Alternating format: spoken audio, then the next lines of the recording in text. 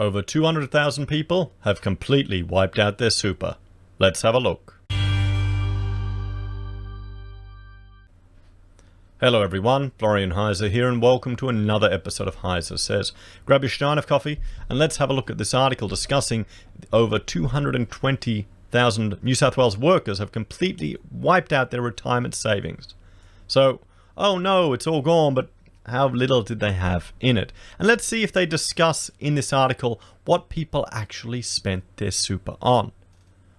So, more than 225,000 New South Wales workers effectively wiped out their entire retirement savings following implementation of the government's superannuation scheme. Designed to help those burdened by COVID-19 restrictions, the scheme allowed a total of $20,000 to be taken out from superannuation accounts over 2 financial years.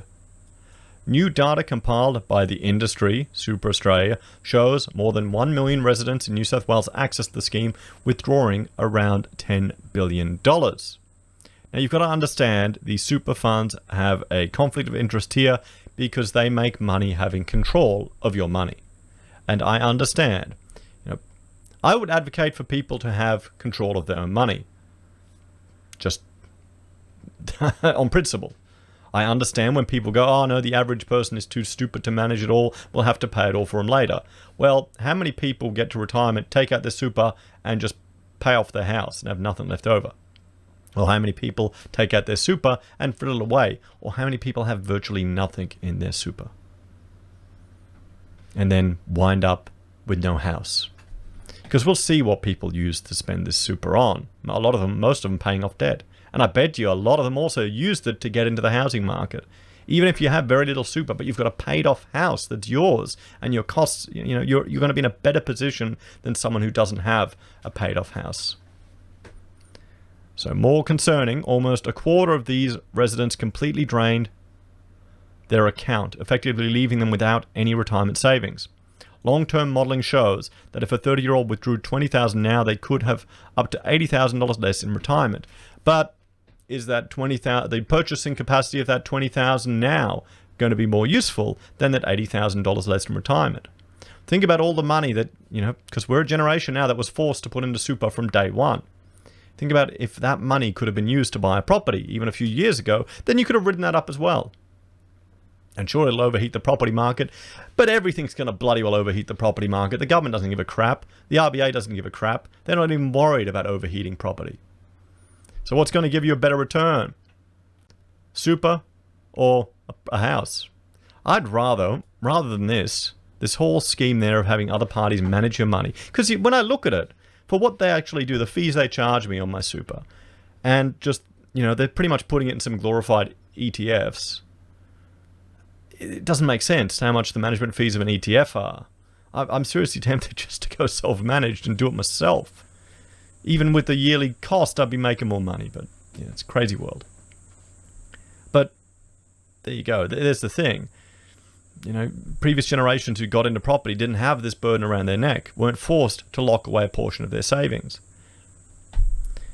The analysis discovered that most affected by the super wipeouts were those who arguably needed the money the most. Young workers who lived in the Sydney electorate took out the most money in any area of the country, to the tune of $445 million. They were followed by residents in Sydney's inner west who took out $306.7 million. Industry Super Australia Chief Executive Bernie Dean is now urging the government to follow through on the promises to lift the super rate, of course, from 9.5% to 10% to help recoup losses from the scheme, so forcing people to put their money in it. Here's the thing. If super was that good and people enjoyed putting their money in there, they should be forced to compete. Right now, they have a monopoly on this. Pretty much, sure, you can go from one fund to the other, but you're forced to put the money in there. Most people won't have the time or the money to actually take control of it themselves. If they didn't have this guaranteed revenue stream from all of us forced to pay into it, maybe they'd have to compete a little bit better. Maybe they'd have to give you better returns. Maybe the super funds wouldn't waste money on propaganda advertising and other garbage like that. Novel idea. The young New South Wales workers who had to sacrifice their retirement savings to support themselves during the pandemic with the confidence that the government has promised to give them a super boost. He said, well, this is the thing, okay. What happens is, okay, it's up to 10%, it's even up to 12%. That's your money. That's future pay rises that you're not going to get because your boss is going to put it into super. That's how it is. Now, some people won't understand that because they've never employed people and they've never been in a managerial position to understand that or to experience it. But that's how, you've got a burden cost for every employer and you just even it all out. Sure, if you're like on the bottom rung earning the award and you're only getting the money, not through to your capabilities, but because artificial means in the market have set a minimum benchmark, you will get a benefit. But for the majority of people who are above that, it's just going to mean more of your money locked away. So, ripping it away for them would be cruel double blow. It would leave them with far less in retirement savings and saddle these young workers with a whopping pension bill they pay for through higher taxes. Well, I mean, come on, we're going to pay... will a pension even exist? I mean, let me know in the comments. Do you even expect the pension to exist? What are you doing to ensure you're not dependent on it? Do you trust the government to be there to give you the pension? I mean, he argues that accessing superannuation early is a band-aid solution that comes at a cost. Super is not a cookie jar for government to raid to solve short-term budget problems, nor is it for housing, Mr. Dean said. Bursting into super early comes at a steep cost for the individual and future taxpayers. As a society, we shouldn't be demanding our young people pay the price yet again. Well, we already are. You've got all this stimulus is being pushed onto further generations. So how can you argue for that? It's not like, where's the government going to get the money from? Okay, the government can just stimulate the money, and which is essentially future generations paying it for other people. The super funds just want to have control of the money because they make money off it. That's what it is. They make money off managing it for you. How about we look at maybe improving our education system and arming people with the tools to manage it themselves, to not make stupid decisions? It's a lot easier these days. So, and of course, this is their standard disclosure statement. So, okay. So people have wiped it out and the super funds are annoyed. But let's look at what that super money was spent on.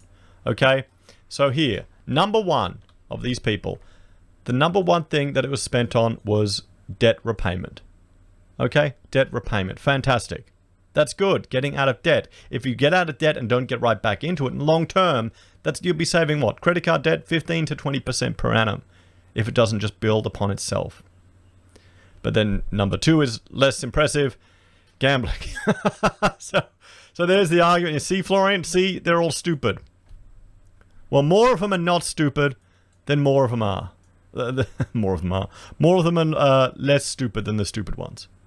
I mean, if you're gambling it away, it's kind of sad. Maybe it's a sign of desperation. Supermarket and other groceries. And so that's spending for basic necessities. Clothing and department stores. Automotive fuel and service stations. And other things, probably like boob jobs that go on some of the articles we watched or read. Restaurants, eating out, furniture and office. So that would be people who were using their super funds maybe to work from home, hopefully to start a business. Alcohol and tobacco, another luxury item. Rent, necessity, home improvement. Well, that could be adding value to your house. Telecommunications, I'd say more for office. Apps, games and music, another luxury. Government and council services, well, that's just more taxation, one way or another. And then utilities.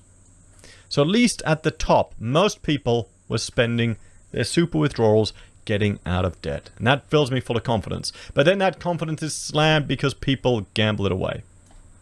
So what's the solution? Maybe if you meet certain educational standards, you are allowed to manage your own funds. Maybe if you are, mentally incapable of managing your funds, you should be forced to go into the super system. As a caretaker, as a paternalistic system. Otherwise, you should be able to access it yourself. What do you reckon? Let me know your thoughts, opinions in the comments down below, guys. Do you control your own super, or do you have nothing in there? Do you use it as a way to mitigate your tax and take advantage of it? Do you think we need to improve Australians' financial literacy And is this actually going to come out of this recession? Will this be the wake-up call people need? Or am I just still too naive? As always, guys, thanks for watching. Like, share, subscribe to the channel. If you're a fan and want to support the content I create here, there are a few ways you can. You can join us on YouTube or Patreon. You can support us using our affiliate links from Amazon, eBay, Independent Reserve, or AussieBroadband. You can buy merch from HeiseSays, use Gold Pass from the Perth Mint, or support us via PayPal. Take care, everyone, and I will see you all next time. Bye for now.